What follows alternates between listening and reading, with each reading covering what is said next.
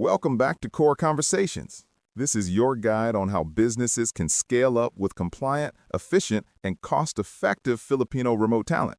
Today, we're talking about one of the fastest ways to hire internationally, the Employer of Record, or EOR. It sounds simple, but you gotta watch out for the potholes. To guide us through the tricky terrain, I've got my favorite partner. Welcome. Thanks for having me.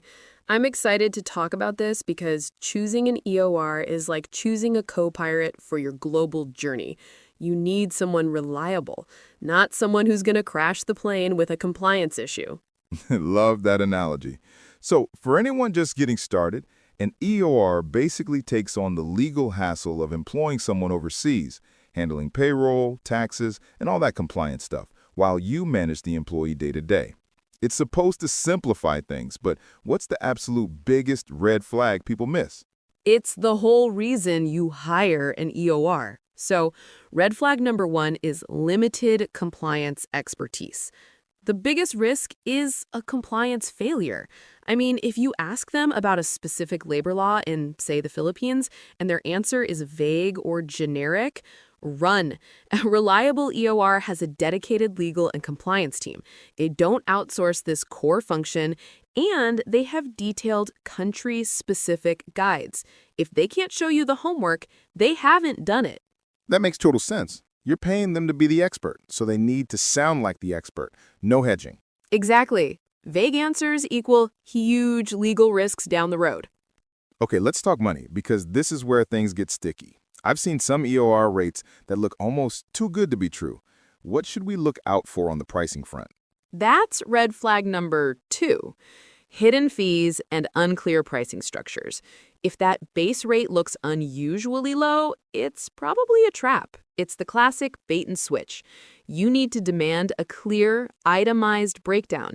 If you see vague charges like administrative fees or they won't give you a written pricing guarantee, get suspicious. You need to know exactly what services are included and what's going to cost you extra later. No one likes surprise costs. So if it seems unrealistically cheap, it's going to get expensive. Got it. Now, you're hiring globally, so you need a partner with global reach. What's the red flag around their presence? That's red flag number three, limited global presence. Most EORs claim global coverage, but what does that actually mean? You need to verify if they have established legal entities or truly strong, vetted partners in the country you're hiring in. Ask for country-specific details. How long have they been operating there? Are they just a name on a website, or do they have local expertise? And that leads us perfectly into the final and maybe most important red flag. What are other people saying? That's another red flag number, poor client and employee feedback. Don't rely just on their glossy marketing materials. Ask for client references. And make sure those clients are similar to you in size and industry. Check online review platforms. Look for patterns in negative feedback. If multiple people are complaining about payroll delays or poor communication, that's a massive warning sign. You're entrusting them with your team, so find out how they treat their current clients. Let's wrap up by looking at the day-to-day experience. What 3 red flags should we watch out for in terms of support and technology? First, poor customer service. If they take forever to respond during the sales process, imagine how slow they'll be when you have a real-time payroll problem. You need a dedicated account manager, not a generic support email. And their support hours should align with your global operations. Definitely. Speed matters when dealing with paychecks. What about the tools we use? Another red flag, outdated or limited technology platform.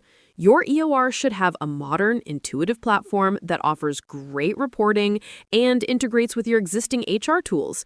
If they're hesitant to give you a full demo or the user interface looks like it was designed in 2005, that's a huge liability for data security and efficiency.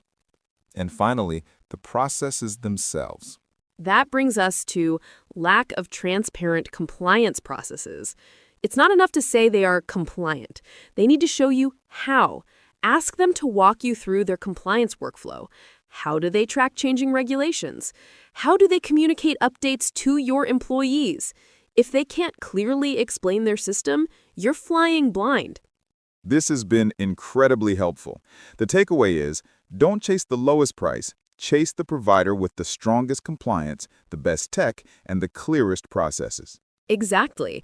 You're buying peace of mind, not just a service. Due diligence now prevents major headaches later. Fantastic advice. Thank you so much for breaking down those crucial red flags for us. My pleasure. And thank you to our listeners for tuning in to another episode of Core Conversations. We hope this helps you make smarter, more compliant hiring decisions. For questions, reach out or visit our website at onecoredevit.com.